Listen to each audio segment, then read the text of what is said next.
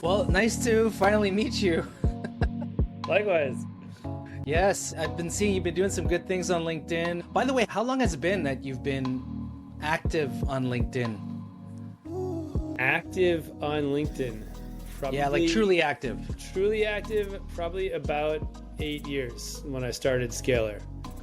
Wow. So I Okay. was on there before that, but I wouldn't say I was terribly active because I didn't really have a reason to be. But I saw LinkedIn as a really good way to get in front of the people that I wanted to be working with, Sales and marketing 101.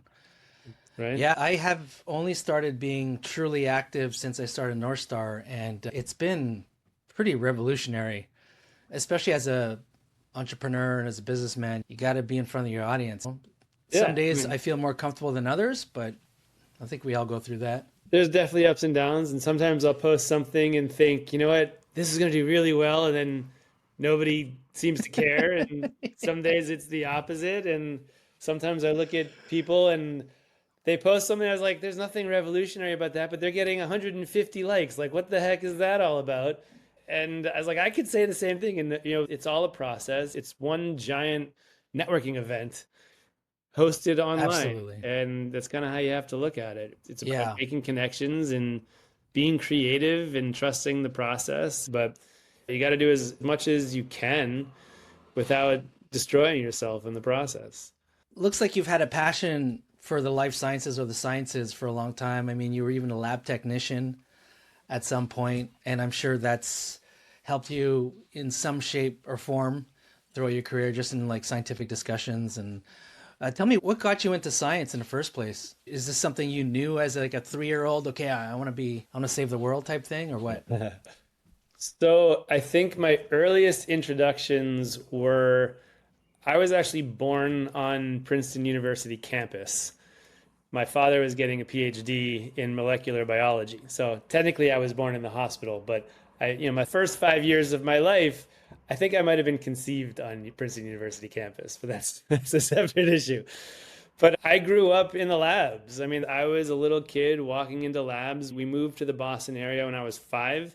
My father had a postdoc at New England Biolabs and spent his entire career there. He just retired a few years ago from 30 plus years at New England Biolabs. And I was the little kid coming in after school and putting my hand in a petri dish and coming back a week Wow. later and seeing all the gross stuff that grew on it. And every year for the candy sale, I'd be walking through the labs selling candy bars to everybody.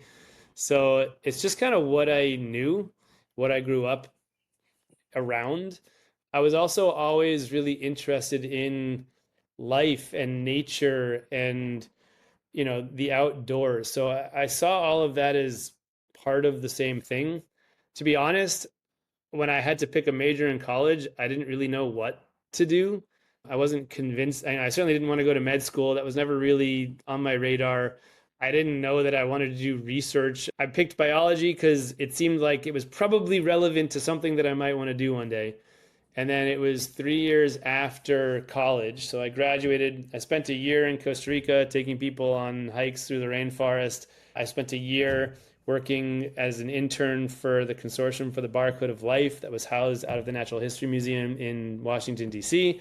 And then I was spending a year as a lab tech for a marine biologist at the University of Aiken in South Carolina, thinking that Wow. marine biology might be what sparks my passion because I never felt passionate about it. And I would always look around and see people who are so absorbed in their research and could really dig in and look at the minute details of what they were doing and how it all fit together. And I just never, I always questioned whether I was either stupid or lazy because I didn't find myself caring enough to dig in as much as they did.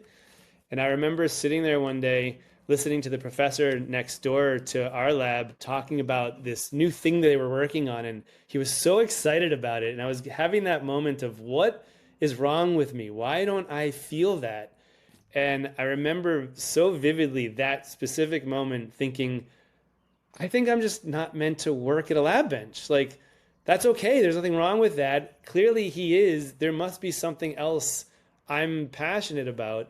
And so I started branching out. I started looking into sales and marketing and business development. And had a lot of really, really valuable experiences that came out of that defining moment for me.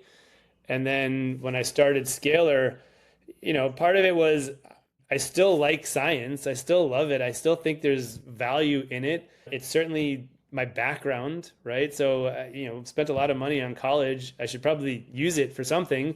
And I also, to be totally honest, I saw an opening in the sciences where I think there's a lot of amazing companies that don't do an amazing job of telling their story. And I didn't see a lot of agencies out there that were willing to try to have those conversations with scientific companies. I think it's not the easiest thing for a lot of people to wrap their head around. And I had a background in it. I wasn't a PhD. I wasn't the best biology student, but I know enough to ask questions and to be willing to ask questions. And that all started to come together about 5 years ago when our portfolio started being more revolving around scientific companies, to the point where beginning of 23, we said, you know what?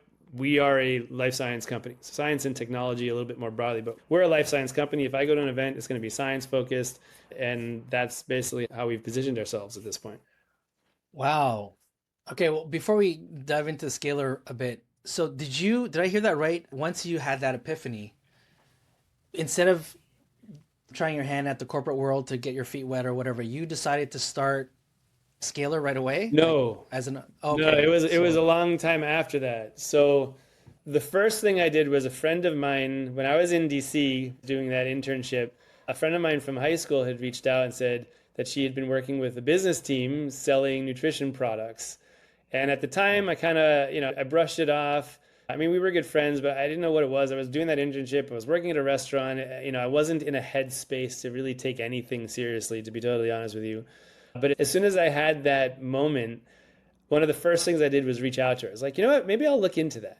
So I called her up. Turns out it was Amway, and it was a okay. multi-level marketing Yeah. business, which I like. Yeah. I'd heard of these things. I kind of knew enough to think that I should be careful. There was water at the back of the room, and I'm like, I shouldn't drink the water just in case. I don't know what they do to it. But I The remember pyramid sitting scheme, in the yeah. plant and hearing it and thinking it was one of the most remarkable things I'd ever seen. Like, nobody had ever told me that you could do stuff like this and sell products and build teams and make a lot of money and design your life the way you wanted it designed, that you didn't have to just follow the typical path that everybody tells you you have to follow. So I ended up being involved with them for 3 years. That was why when I left South Carolina, I then went to New Jersey to be closer to that core team. And I learned a ton. I didn't do particularly well, but it was a very defining period of my life where I learned amazing information that I would have never learned otherwise. And that definitely led to other areas of my life. I took a course at Harvard Extension about nonprofit management. I ended up managing a teen program for 3 years after I moved back to Boston, where I was growing. I really saw the success of that revolving around branding and storytelling, networking, Yeah. and getting in front of the audience that we were targeting and creating events and classes that were exciting for people. And then that led to my last job, which was 4 years in Los Angeles, directing sales and marketing for a manufacturing company, selling outdoor and tactical gear. So completely unrelated. But Wow. it was when I left that company that I moved back to Boston. So that was 8 years ago, left that company, moved back to Boston to start Scalar. It's kind of a Uh, very roundabout way of getting there, but yeah. Well, that's so funny because I have almost like parallel stories where I was in a lab too, and I realized maybe a little early on than you that that wasn't the life for me, Yeah. and also fell into a what's it called? I don't want to say it's pyramid scheme, but like an Amway type Multi-level marketing. multi-level Yeah, marketing. corporate America is the pyramid scheme. If you want to That's really, true. You're really right. be Well, that's honest what you about find it. out.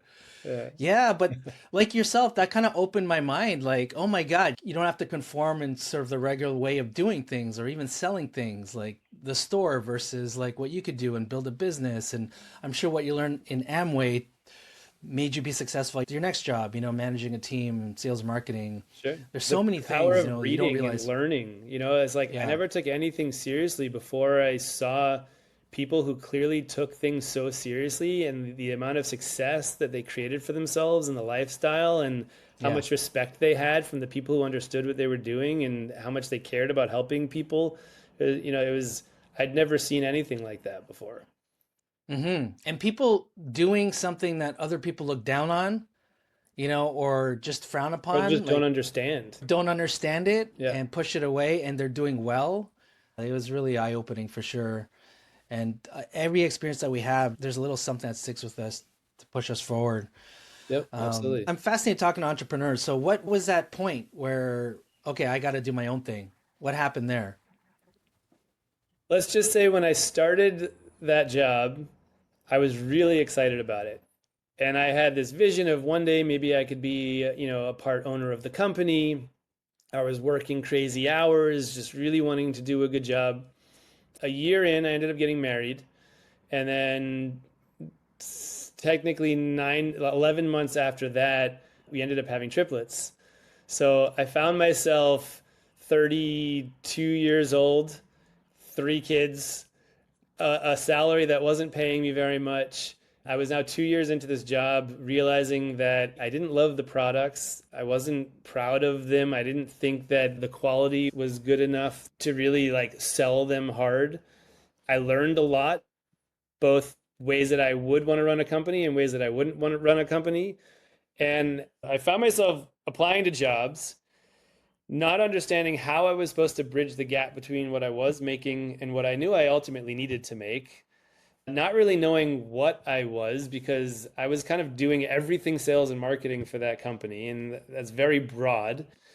And it felt like every job that sounded cool, I would never hear back from. And all the really boring or 100% commission based jobs were the ones that I was hearing back from. And I didn't want to take those jobs. So I eventually said, well, I think the best bet for me is to start my own business. As crazy as that sounds, I've got we're a family of 5. And if I'm going to do this, I should probably do it back in Boston, because that's where my home network was. Like anybody who was more established in life that could potentially be a client that I at least already knew was there. My parents were here and we wanted to get our kids around their grandparents. And I said, well, I'm either going to prove myself wrong or I'm going to prove myself right. And this was kind of always a driver in my head of, well, what's the worst case scenario? I guess we could always move back in with my parents. Not ideal, but we could. Maybe I'll rack up 200K in debt. I'll declare bankruptcy, and I'll still be better off than most people coming out of college, because you can't wipe out student debt. And at least I'll have 2 to 4 years of legitimate real life experience to build off of, right? So I thought even the worst case scenario is not the end of the world. And at that point, I can always go back and get another job. So that's kind of what I did. That is amazing. That type of mindset, I know right away you're going to be successful no matter what you choose to do. If you have that type of mindset, it is awesome. That's not as common as you think, right?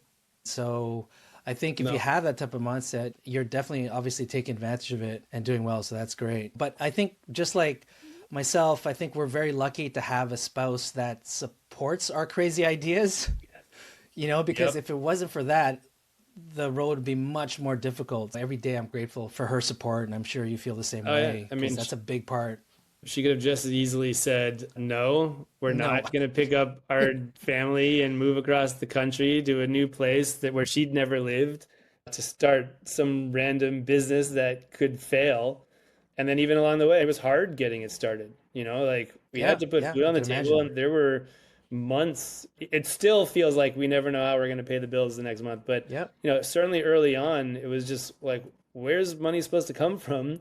And sometimes I would just be beating myself up because it's like, it's not working. I'm not good enough. And blah, blah, blah. Why did I even do this? And every once in a while, she would just kick me out the door. Like my first client I ever got, I remember sitting in my living room and I was just like, this is so stupid. This is not going to work. I don't know why I did this. She's like, you know what? Just go to the gym. And like, there was like, I'd been going to a rock climbing gym at the time. She's like, just go out, go rock climb or something. Like, just get out of the house. Stop being depressed. And I ended up going. And while I was there, I saw the owner of the rock climbing gym, and they became my first like legitimate client as well. So I was like, you know what? I'm here. I'm going to go talk to him. So I did. And then that became my first retainer client at the time. That is awesome. So, because she kicked me out. But I needed it. It's important because, you have doubts, right? I'm going through the same thing. And the financial stress when you do start a business is real. It's definitely real. Outside of your wife kicking you literally out of the house, what do you think drives you in times of challenge to push through? I mean, I could answer that a number of ways because on one hand, there were definitely times where I thought, I think I just need to apply for jobs. And like, I just don't know if this is going to work. I don't know if this is fair to my family. You know, like this, it's hard right now. And every time that would happen, I'd start looking at jobs. And again, they would either sound really boring or I wouldn't hear back from the really cool sounding ones. I knew who I was up against, you know, and I would think, well, it might even take me 6 months to a year just to find a decent job. So I have to keep going in the meantime. And so I would keep going. And then a couple months later, I'd be back in a better position. Like that happened numerous times throughout the process, especially early on, where it's like, okay, I think this isn't working. I got to apply for a job, but I still have to pay the bills. So I still have to try to sell stuff. And then lo and behold, so at this point now, I know that it's going to go up and down. I've been through that plenty of times. So there are definitely key indicators that I can look at. Do we have a pipeline? Does everybody hate us now? Or do we still have people who refer people to us? Do we still have a network? Are there people that I can go to and talk to if I need to? There was a period last year, I went through 6 months without closing a deal, which was incredibly difficult. But I saw that we had a pipeline and I saw we were leveling up the types of companies we were talking to.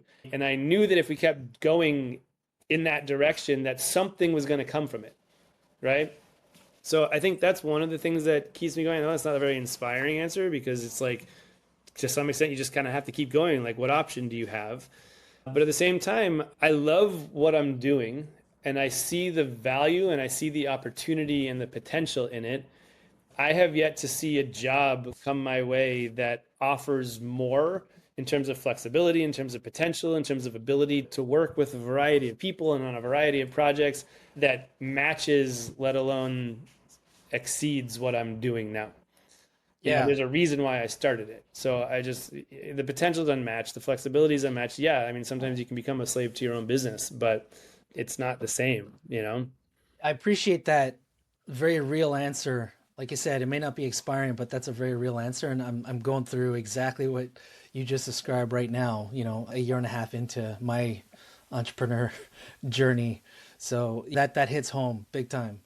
Sure. And I'd be happy to reverse this conversation at some point and learn more about your journey as well and what you're going through. I think the amazing part about being an entrepreneur and starting a business is it's in your hands, right? So if it's not going well, there's nobody to blame. You have to have that mindset. I mean, you can blame everybody all the time if you really want to, right? Or you can blame the government, or you can blame the economy, or you can blame your team. You can blame whoever you want. But ultimately, if things aren't going well, there's something that I can do to fix it, right? As opposed to if I'm working for a company, you can still have an entrepreneur mindset within a company, but ultimately, you're not the one necessarily driving the ship, right? But when you're at the helm, when you're in charge, when it's up to you, you better figure it out. And that's at the same time scary, but also inspiring because it's really up to you. And there are ways to fix it. And there are ways to think through what you're doing and adjust course and find the right solutions and talk to the right people. And every once in a while, you're like, you know what, maybe I should go to that event and something comes of it. You know, maybe I should pick up the phone and call that company and maybe something comes from it. And it's like I look back at all the different things that if I hadn't just kind of made the decision to do that or spend that hour writing that or go to that event when I didn't want to, it's like I probably wouldn't be here. But all those little moments add up over time.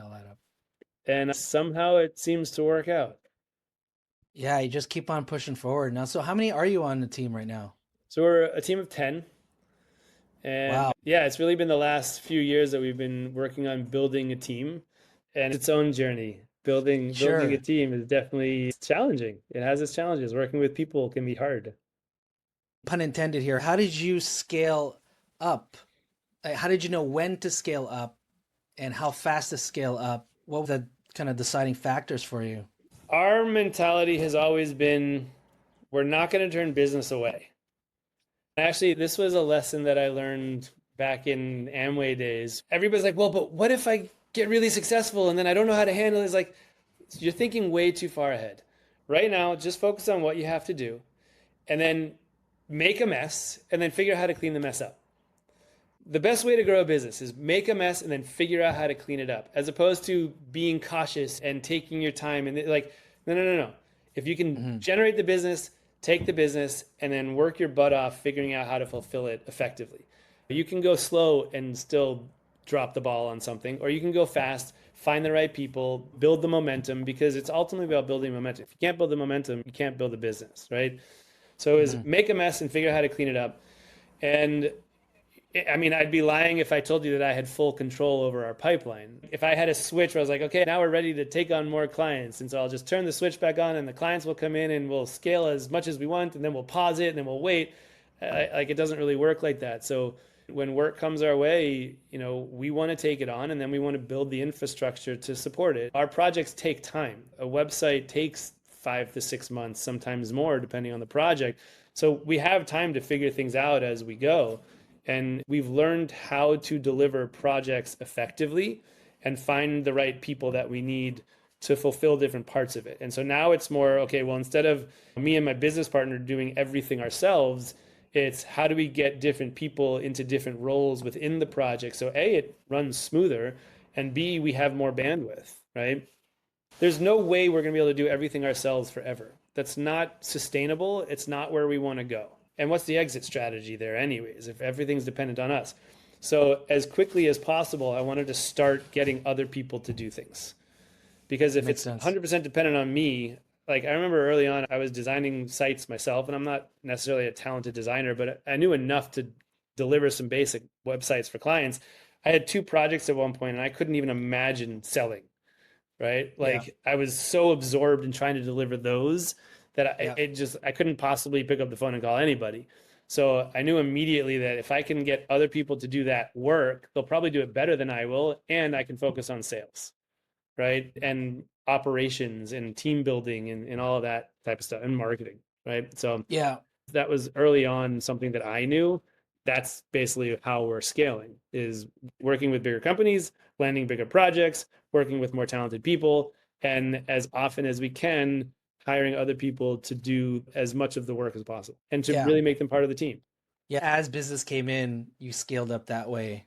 That's a smart way to do it for sure. Sometimes it's always like the chicken and the egg thing, where it's like if you don't have enough people, then you can't go for those bigger contracts. So there's always that struggle sometimes, I find. But once you've landed a big project, now you can afford to bring in, you got to keep busy. Those people. You can learn to, if you can afford to bring in the more talented people. Exactly. For me, it was also, okay, well, at one point we were selling $5,000 websites, right? And I'm thinking, let's say we want to do $1 million a year. That's a lot of $5,000 websites, right? And so I could either sell 20 $5,000 websites, or I could sell $100,000 website. Right. And if I sell $100,000 website, I could work with really talented people to fulfill that project that wouldn't want to work with me if I was only doing $5,000 websites. I couldn't afford to work with them. That was another way we scaled, was like, we got to just start selling bigger projects. Like that was always a goal. It just made sense economically, and in terms of bandwidth and who we could work with, it made a lot of sense to do that. I think just like with any choices, is like, quantity, low value, or high value, but less quantity, and you got to pick one. And just I'll do $100,000 websites too. I wouldn't be opposed to it. But that's a separate issue. We'll get there, Hey, let me ask you this. I don't know the answer, and I've always been curious about this. So SEO is a big thing with websites, and sure. I probably get contacted like once a week about someone trying to sell me to do the SEO for mine. But with the onslaught of AI, how relevant is SEO going to be, 5 years, 10 years down the line? Because now I'm noticing if you do a Google search, and even Google search is going to die at some point. If not, it's dying already. It'll change. Yeah. Even Google's recommending you through their AI, like what to check out, Yep. So what are your thoughts on that? So it's funny. This is a very hot topic right now. And there's 2 questions in what you're asking. One is SEO still relevant? And 2, how does AI impact SEO and websites, right? So is SEO still relevant? Yes. It's not necessarily what it used to be, right? Before everybody started doing SEO, it was kind of like when Google ads first came out, you could buy up all the most expensive keywords for pennies on the dollar and get in front of everybody. Now it's a lot more expensive. Certain industries are way more competitive than others. And it's the same for SEO, right? So we've built sites where first shot got them high up on SEO because there was very little competition, and we literally never touched the website for 5 years and it still performs beautifully. And then we have other sites where it's much more competitive. The keywords are much harder to rank for, and it takes a whole lot longer because you've got other people who've been doing it now for maybe 20 years and have invested millions of dollars to show up, especially in the sciences where you're competing with all of the major companies, like the Thermos and all of these companies that have literally spent millions, if not more, on SEO and just building out their site and all of the content that they produce, and all the major publications who have dozens, if not hundreds of articles targeting the same keywords as the companies who are selling these services. So it's going to be much more challenging. That being said, it's still valuable, and there's still ways to find pockets where you can target, and you can get creative that way. And it's not hurting unless you're spending way too much money on it for way too little return, and that you just have to kind of adjust as you go.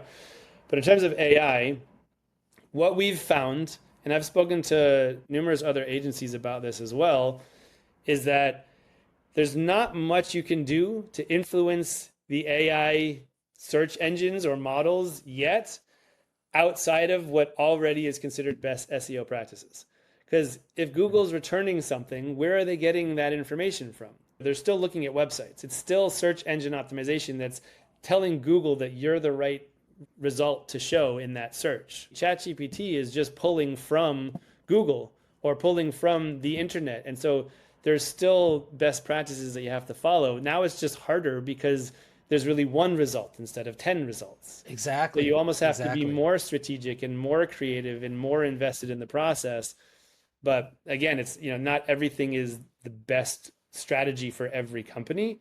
And it really just depends on, what they're selling, what the competition looks like, who their target audience is. Do people even know they exist or not? And are people even searching for it, right? Like these are all questions that go into whether you should invest in it. Just so I'm clear, if someone types in, I want top 5 companies that manufacture antibodies, right? ChatGPT is going to come up with Thermo probably. And 4 others. But are you saying when ChatGPT pulls those up, those 4 companies were the best at SEO on Google at this point? How does that work? Where are they pulling this from? It's important to also look at what does it mean to be good at SEO, right? If you're only trying to impress Google, I think you're missing the boat a little bit. It's broader than that. You are trying to impress Google, but it's not just the content that's on your site and the keywords that you're using. It's also who else out there is pointing to your website and what are they saying about you, right? So if ChatGPT is scouring the internet for all information having to do with antibody manufacturers, well, how many publications are talking about Thermo manufacturing antibodies? Right? How many other resources are out there saying Thermo's the place to go for antibodies if you want them? But you have to kind of think broader than that anyways, because that is also how you help influence Google. It's called backlinks. How many other sites are linking back to your site? And what are they saying about you?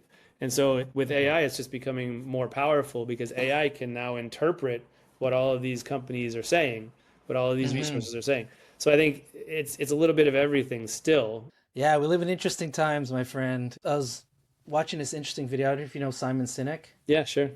He was talking about AI will spur on creativity and allow us to do things that we've never imagined, right? Absolutely. But what AI takes away is the struggle to do it. Because right now we can just snap our fingers and it's done. The beautiful painting can be done without us taking the time to make mistakes and go through it. And as entrepreneurs, like we just talked about, it's that's how we learn, is the struggle, getting through challenges, pushing through, looking deep within ourselves. That's sort of the sense of purpose. And I just found him really interesting thought, AI is going to take all that away. One of the examples he says is that you could create an AI robot that's has all the psychology knowledge in the world. And then when you come home, you're feeling down, it'll tell you all the right things, but it'll never know how to be your friend.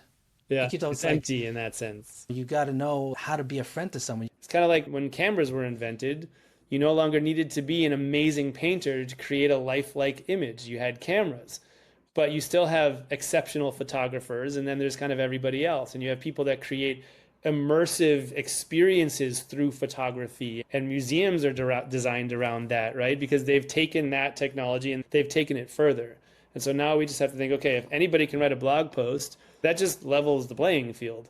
You still have to figure out, how are you going to excel? How can you write blog posts that are still compelling and interesting and generate emotion and inspire people? If ChatGPT gets to a point where it can do that, then you just have to figure out how to take it to the next level. And again, it's just accelerating progress, but it's empty unless you still go through that struggle. Yeah. I think it's the struggle that makes it meaningful. Now it's easier to get to base, I guess. Agreed. Before I let you go, let's talk about SAMPS. And Sure. if you want to explain to people what that is and what your role is in that organization. Yeah, absolutely. So SAMPS is an organization for sales and marketing professionals in science. And it's really a giant community of people who are passionate about what they do, who are passionate about driving innovation forward, who want to learn and grow and network and speak with other people who are like-minded. And it's really the only organization out there that focuses solely on commercial professionals in the sciences. There's 5,000 members globally.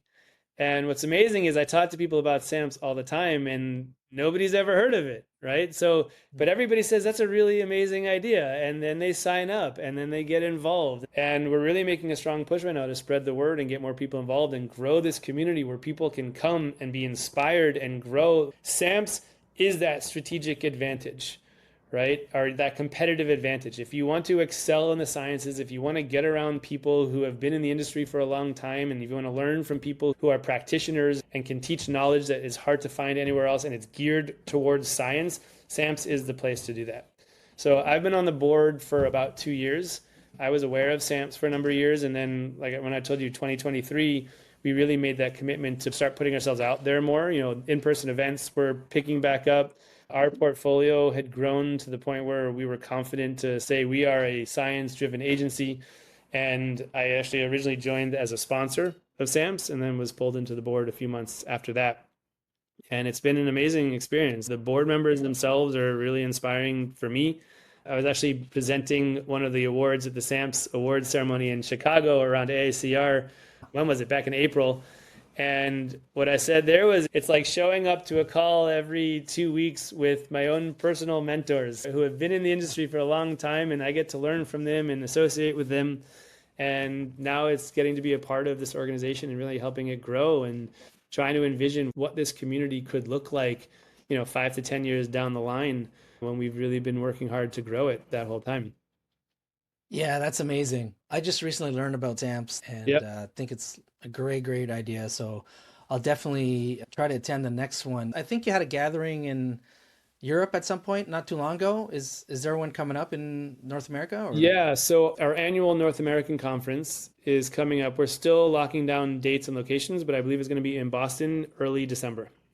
Awesome. Well, you can count on me being there. Looking forward to seeing you and meeting you in person. Absolutely. Yeah, that'd be great, man. You should definitely come. It's a great day. I mean, it's like you leave that day, you're like, wow, I'm really glad I came to this. It's like you feel the energy and you meet a lot of people. Yeah. The content, I mean, it's one thing to watch a recording. It's another thing to be there in person and feel the energy and get to speak to the speakers. And it's not like this giant stage where you can't access people. It's just the speakers, once they're done speaking, go and sit in the tables with everybody else, That's so cool. It's a really cool environment. So Dave, is there anything else you want to promote or you want to talk about? No, look, I think you and I are on similar journeys. I think we entrepreneurs have to stick together and support each other. Obviously, if there's anything I can do to help you out at any point, definitely let me know. And like I said, I'd love to have another conversation where we turn this around and I pick your brain a little bit and learn from you, because I think you've also got a lot of industry experience that I could learn from. So we should book another call and have that conversation. For sure. We could go on and talk for hours, but let's save it for the next time. This was awesome. I appreciate it, Pat. Thanks for taking the time. This was fun for me.